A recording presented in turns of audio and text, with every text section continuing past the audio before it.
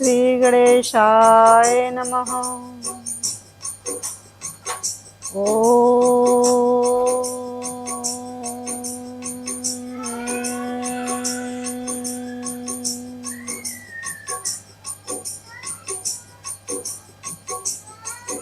श्री गुरु चरण सरोज रज निज मन मुकुर सुधारि। वरनौ रघुबर बिमल जसु जो दायक फल चारि। बुद्धिहीन तनु जानिकै सुमिरो पवन कुमार। बल बुद्धि विद्या देहु मोहि हरहु कलेश विकार। जय सिया राम जय जय सिया राम, जय राम जय राम जय जय राम। जय सिया राम जय जय सिया राम, जय सिया राम जय जय सिया राम। जय राम जय जय सिया राम। सुखी बसे संसार सब, दुखिया रहे न कोय। यह अभिलाषा हम सब की भगवन पूरी होय। श्री रामचरितमानस के बाल कांड के से दोहा नंबर 2 से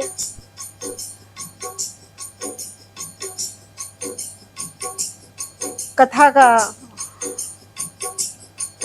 वर्णन करती हूँ।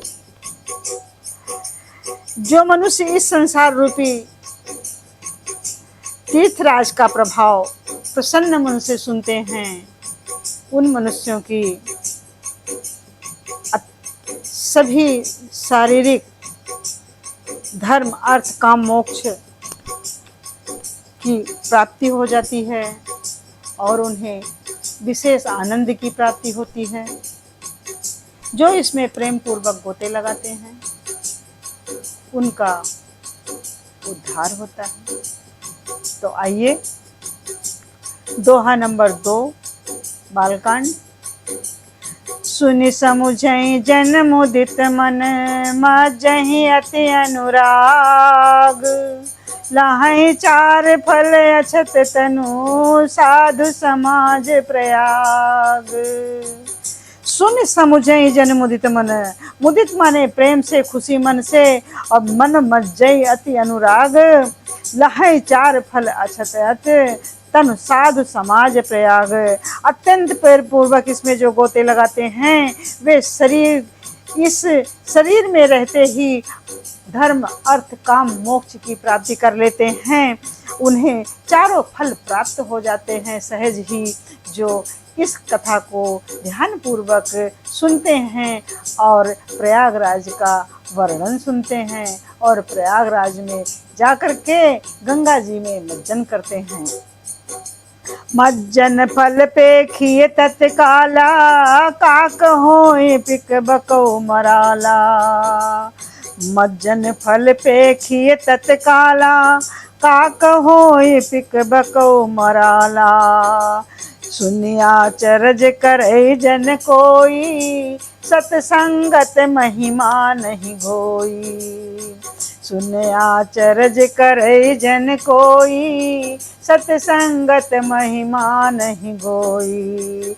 इस तीर्थराज में स्नान का फल तत्काल ऐसा देखने में आता है कि जो यदि कौवा कोयल बन जाते हैं, यदि कौवा भी है तो वे कोयल की तरह बन जाते हैं। कोयल की तरह बनना अर्थात कौवे की कर्कश वाणी होती है और कोयल की वाणी मधुर होती है, और वे कौवे भी कोयल की तरह मधुर वाणी में बोलने लग जाते हैं और बगुले हंस की तरह बन जाते हैं। यह सुनकर कोई आश्चर्य ना करे कि क्योंकि सत्संगत की महिमा छिपी हुई नहीं है। सत्संग से ही मनुष्य को सारे फल प्राप्त हो जाते हैं। इसका आनंद पूर्वक श्रवण कीजिए। आनंद से प्रेम से भगवान का आनंद और प्रेम सबसे सुंदर स्वरूप है। वाल्मीकि नारद घट जोनी, निज निज मुख न कही निज होनी। जल चर थल चर नभ चर नाना, जे जड़ चेतन जीव जहाना। जे जड़ चेतन जीव जहाना। वाल्मीकि जी, नारद जी और अगस्त ऋषि, घट जोनी अगस्त ऋषि अपने अपने मुखों से अपनी होनी अनहोनी जीवन का वृत्तांत सबने अपने अपने मुखों से कही है। जल में रहने वाले, जमीन पर चलने वाले, जल तर छथल तर नभचर, आकाश में विचरने वाले नाना प्रकार के जड़ चेतन जितने भी जीव इस जगत में हैं, सब ने इसकी महिमा गाई और सुनी और समझी है। मत कीरत गत भोत भलाई, जब जेहि जतन जहाँ जेहि पाई। सो जानब सतसंग प्रभाऊ, लोकहु वेद न आन उपाऊ। सो जानब सतसंग प्रभाऊ, लोकहु वेद न आन उपाऊ।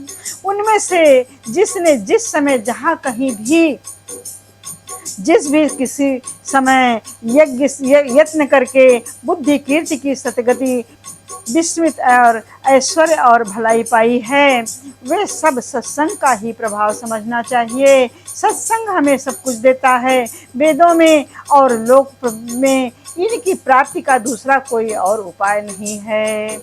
इसलिए सत्संग का बहुत अधिक महत्व कहा गया है। बिन सत्संग विवेक न होई, राम कृपा बिन सहज सुलभ न सोई। कहते हैं बिना सत्संग के व्यक्ति के अंदर किसी भी प्रकार का विवेक नहीं आता है, और ये विवेक तब आता है जब हम सत्संग सुनते हैं। और जब हम सत्संग कब सुनते हैं? जब श्री राम की कृपा होती है, संतों की कृपा होती है, जब हम सुनते हैं।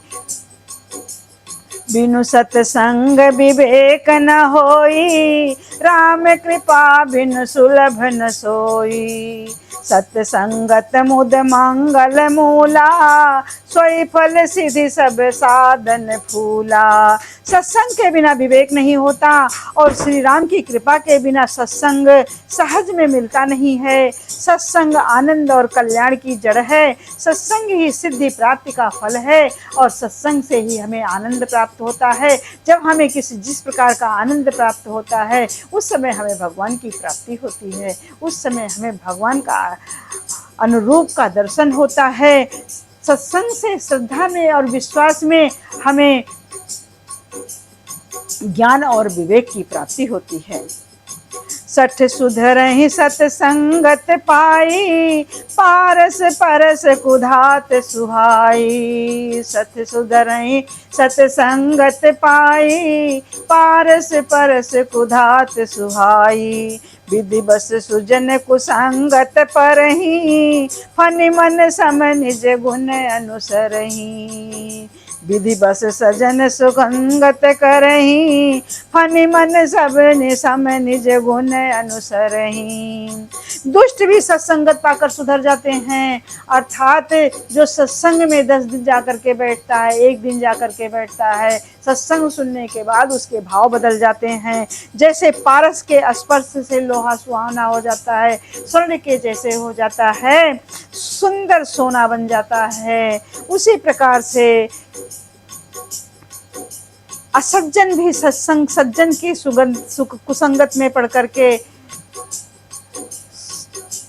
सज्जन भी कुसंगत की सुसंग में पढ़ करके, कुसंगत में पढ़ करके दुर्जन हो जाते हैं। उसी प्रकार से सत्संग में आने पर दैव योग से कभी सज्जन और दुर्जन जहाँ वहाँ संयोग में पढ़ते हैं, तो सांप की मणि के समान उनके गुणों का अनुसरण करते हैं। अर्थात जिस प्रकार सांप का संसर्ग पाकर भी मणि उसके अच्छे विष को ग्रहण नहीं, उसके मणि उसके बुरे विष को ग्रहण नहीं करती, और हमेशा स्वर्ण की भांति मणि चमकती रहती है, और सहज गुण को अपने सहज गुण और प्रकाश को नहीं छोड़ती है। उसी प्रकार साधु पुरुष दुष्टों के संग में रहकर भी दूसरों को प्रकाश ही देते हैं, दुष्टों का उन पर कोई प्रभाव नहीं पड़ता है।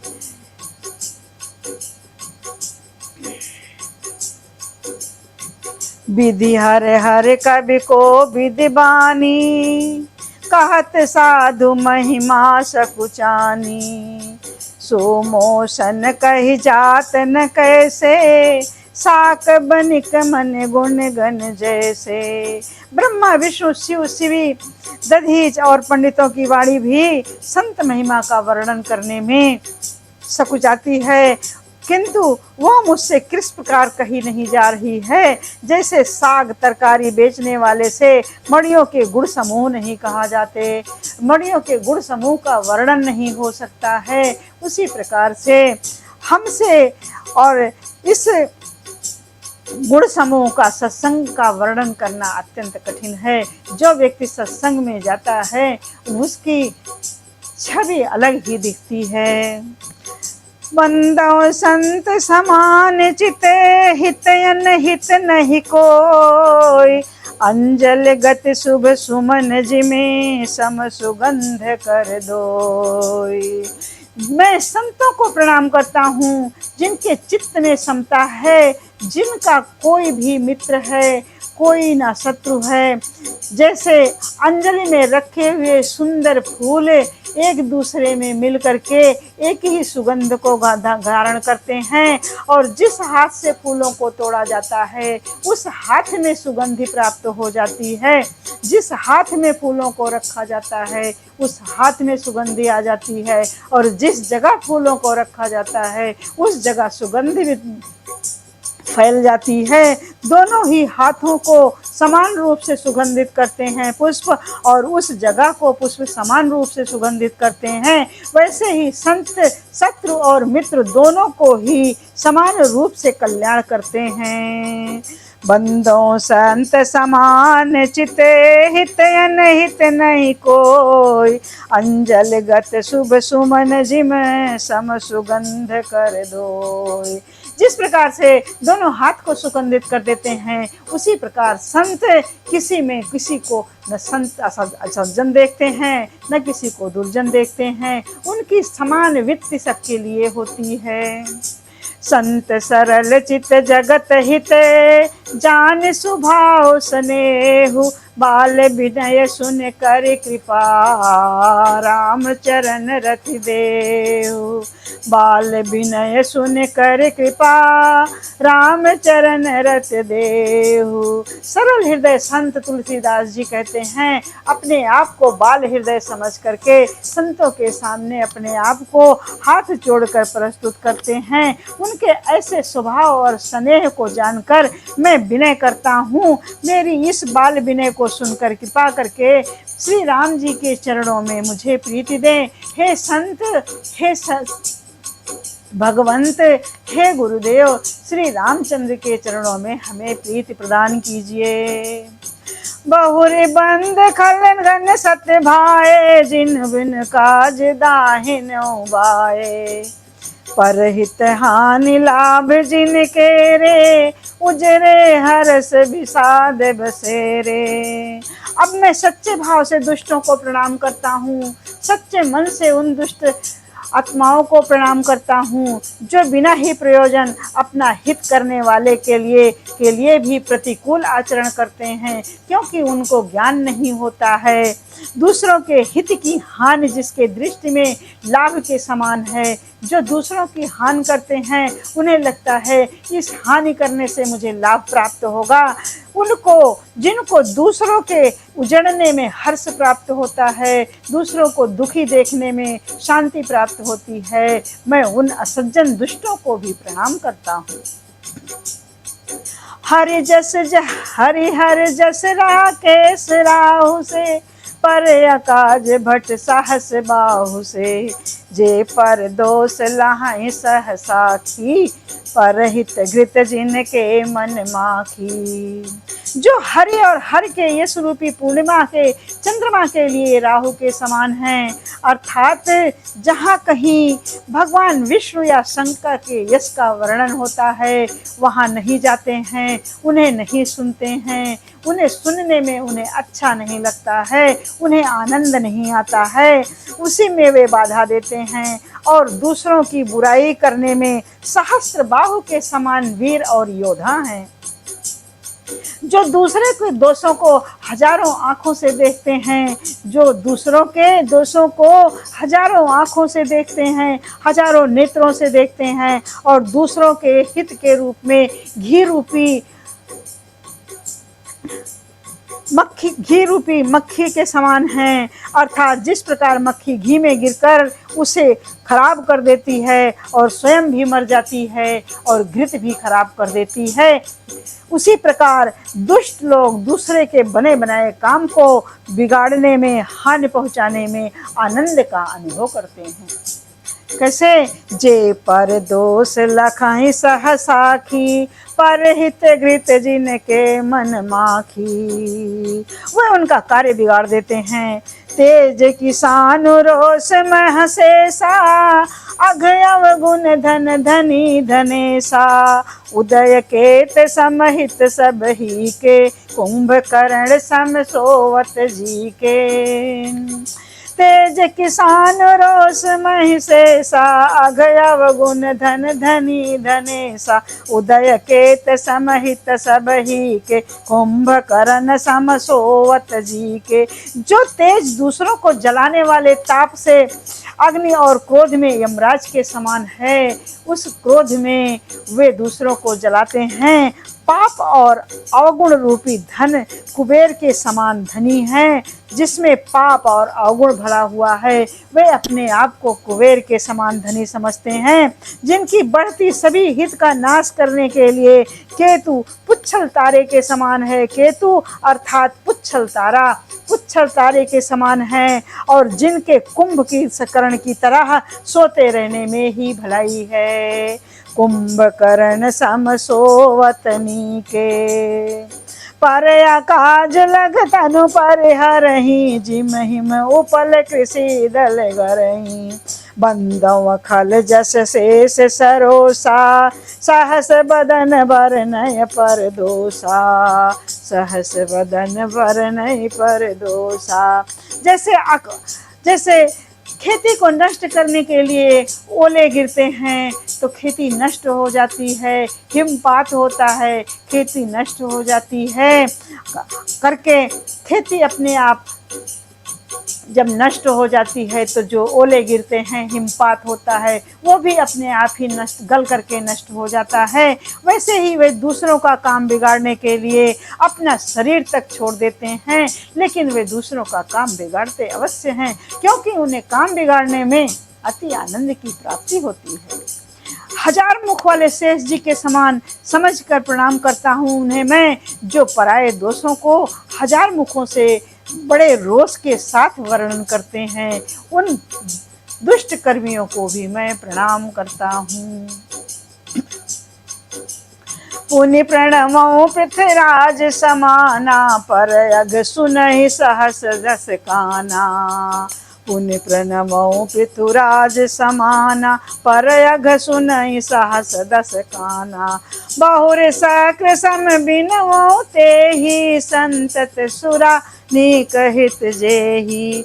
पुनः उन राजा पृथु जिन्होंने भगवान का यश सुनने के लिए 10,000 कान मांगे थे भगवान से, राजा पृथु ने जब एक बार भगवान ने दर्शन दिया तो भगवान से राजा पृथु ने कहा कि मुझे 10,000 कान दीजिए, जिससे मैं आपकी कथा को एक ही बार में 10,000 बार सुन सकूं। और यह जानकर प्रणाम करता हूँ जो 10,000 कानों से दूसरे को पापों को सुनते हैं, फिर इंद्र के समान मानकर उनकी विनय करता हूँ, जिनको सुरा मदिरा नीकी और हितकारी मालूम देती है। इंद्र के लिए भी सुरा नीक अर्थात देवों की सेना अधिक हितकारी है। मैं उन सभी को बारंबार प्रणाम करता हूँ। तुलसीदास जी महाराज इस प्रकार से विनती करते हैं।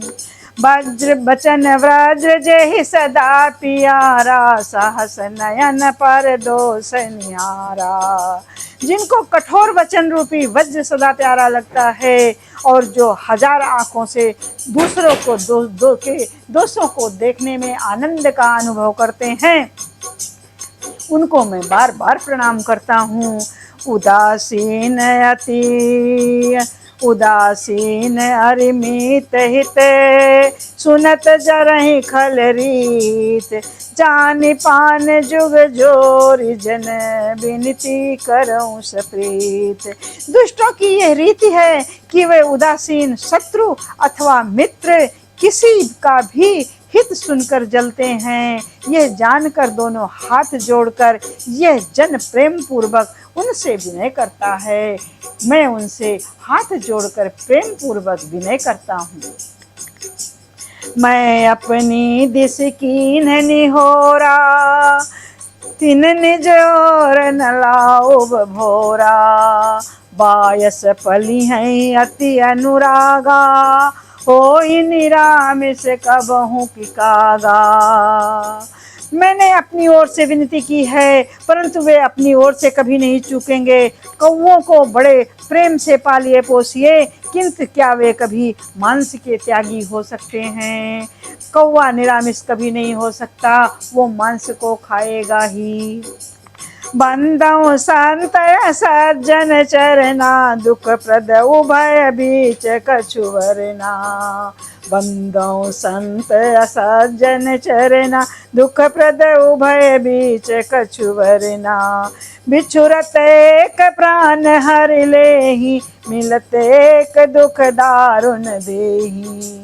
बिछुरत एक प्राण हर लेहि, मिलत एक दुख दारुण देहि।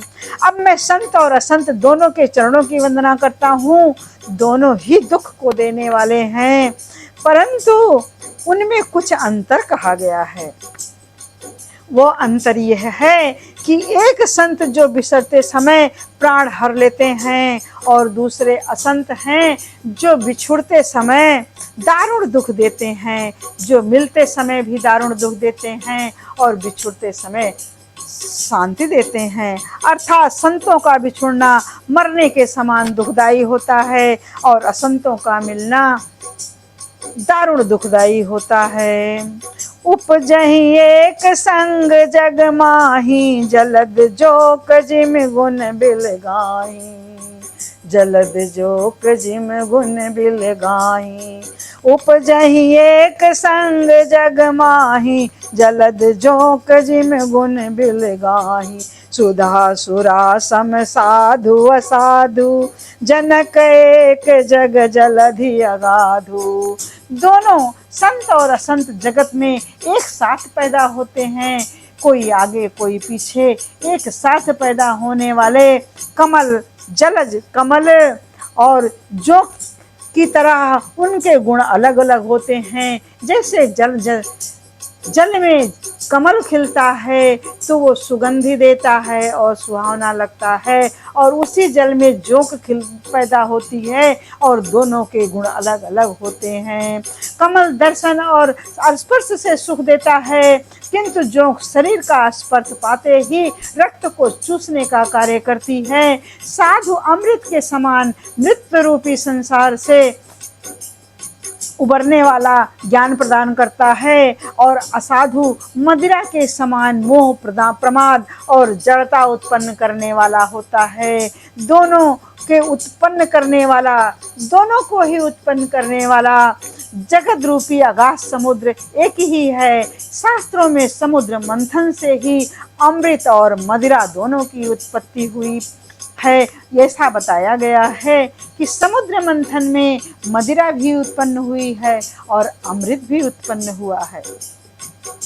भल अन भल निज निज कर तोति, लहाई सुजस अपलोक विभूति। सुधा सुधा कर सुर सर साधु, गरल अनल कलमल सर व्याधु। गरल माने विष, अनल गरल अग्नि के समान है। गुण अवगुण जानत सब कोई, जो जेहि भावनिक तेहि सोई। भरे और बुरे अपनी अपनी करनी के अनुसार सुंदर यश और अपयश की संपत्ति लोग पाते हैं। उसको जो अपयश का कमाते हैं वो उनकी संपत्ति होती है, जो यश कमाते हैं वो उनकी संपत्ति होती है। यश कमाने वाले का यह लोग और परलोक दोनों सुधर जाता है। जैसे अमृत, चंद्रमा, गंगा जी और साधु एवं विष, अग्नि कलयुग के पापों की नदी अर्थात कर्मनाशा नदी के हिंसा करने वाला व्याध, जिनके गुण अवगुण सब कोई जानते हैं, किंतु जो भाता है, जिसे जो भाता है वो उसी को अच्छा लगता है। कर्मनाशा नदी में किसी को कर्मनाशा नदी नहीं अच्छी लगती है, क्योंकि कर्मनाशा नदी में स्नान करने से सभी संतों के, सभी सज्जनों के सारे गुणों का नाश हो जाता है। उसी प्रकार से असज्जन किसी को अच्छे नहीं लगते हैं। भलो भलाई पै लहै, लहै नीचाई नीच, सुधा सराही अमरता, गरल सराय मीच। सुधा माने अमृत, गरल माने जहर। भलाई की, जो भला व्यक्ति है वो भलाई को ग्रहण करता है, और जो नीच व्यक्ति है वो नीचता को ग्रहण किए रहता है। अमृत की सराहना अमर होने करने में होती है, और विष की सराहना मारने में होती है। कोई व्यक्ति अगर विष को धारण करता है तो उसकी मृत्यु निश्चित है। कोई व्यक्ति अगर अमरता को, अमृत को धारण करता है तो वो संसार सागर में उसके यश वैभव अमर हो जाते हैं। खलय गया गुण साधु गुण गाहा, अभया पार उदधि अवगाहा, तेहि कछु गुण दोष बखाने, संग्रह त्याग न बिनु पहचाने। दुष्टों के पापों और अवगुणों की और साधुओं के गुणों की कथाएं दोनों ही अपार हैं, अथाह हैं, जिनका वर्णन करना संभव नहीं है। इसी से कुछ गुण और दोषों का वर्णन करता हूँ, क्योंकि बिना पहचाने उनका ग्रहण करना और त्याग करना नहीं हो सकता है। क्योंकि बिना पहचाने किसी को हम कैसे जान सकते हैं कि ये संत है, ये असंत है, उसका कैसे गुण ग्रहण करें और उसका कैसे अवगुण का त्याग करें। इस तरह से आगे आइए।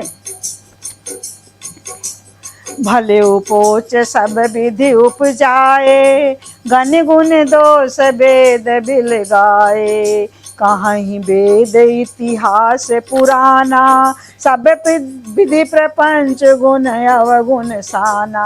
भले बुरे सभी ब्रह्मा के पैदा किए हुए हैं, सभी को ब्रह्मा ने पैदा किया है, पर गुण और दोषों को विचार कर वेदों ने लिखा है, वेदों ने उनका सार निकाला है, उनको अलग अलग कर दिया है।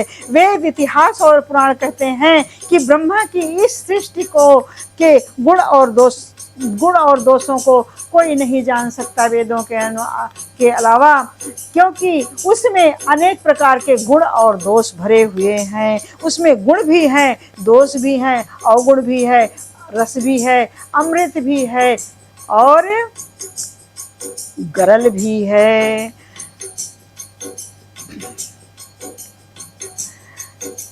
दुख सुख पाप पुण्य दिन राति, सासु असाधु सुजात कुजाति, दानव देव ऊंच अर नीचू, अमीय सुजीवन माहुर मीचू। दानव देव ऊंच अर नीचू, अमीय सुजीवन माहुर मीचू। माया ब्रह्म जीव जगदीशा, लक्ष्य अलक्ष्य रंक अवनीसा, काशी मगसुर सर क्रम नासा, मरु मारव मही देव गवासा। काशी मगसुर सर क्रम नासा, मरु मारव मही देव गवासा। सरग नरग अनुराग विरागा, सरग नरग अनुराग विरागा, निगमा निगम गुण दोष विभागा। दुख सुख पाप पुण्य दिन रात, साधु असाधु, सुजाति कुजाति, दानव देवता, ऊंच नीच, अमृत विष, सुजीवन सुंदर जीवन, मृत्यु माया ब्रह्म जीव, सम्मति संपत्ति दरिद्रता, रंक राजा, काशी मगध गंगा कर्मनाशा, मारवार मालवा, ब्राह्मण मार कसाई, स्वर्ग नरक अनुराग वैराग्य वे सभी पदार्थ ब्रह्मा की सृष्टि में हैं, ब्रह्मा के द्वारा ही बनाए गए हैं। जो जैसा जिसका जैसा कर्म है उनको वैसे नाम की उपाधि मिली हुई है। वेद शास्त्रों के अनुसार गुणों दोषों का विभाजन कर दिया गया है। वेद शास्त्रों में उनको उसी प्रकार से उनका वर्णन किया गया है। जो जैसे कर्म करते हैं उनका वैसा ही विभाजन है। जड़ चेतन गुण दोषमय विश्व कीन्ह करतार, हंस संत हंस गुण गहै पय परिहर बार विकार, परिहर बार विकार। विधाता ने इस जड़ चेतन विश्व को गुण दोष में रचा है। गुण भी है दोष भी है, किंतु संत रूपी हंस दोष रूपी जल को छोड़कर गुण रूपी दूध को ही ग्रहण करते हैं। जैसे क्षीर सिंधु में रहते हुए हंस दूध को मोती ही चुनते हैं और बगुले सिर्फ मछली का ही भोजन करते हैं। तो आइए, आज दोहा नंबर 6 तक हमने आपको साथ सत्संग किया है। आपको हमारा ये सत्संग अच्छा लगे तो आप लोग लाइक शेयर सब्सक्राइब करके कमेंट में लिखिए आपको क्या अच्छा लगा। और आइए अपनी वाणी को विराम देती हूँ। सुखी बसे संसार सब, दुखिया रहे न कोय, यह अभिलाषा हम सब की भगवन पूरी होय।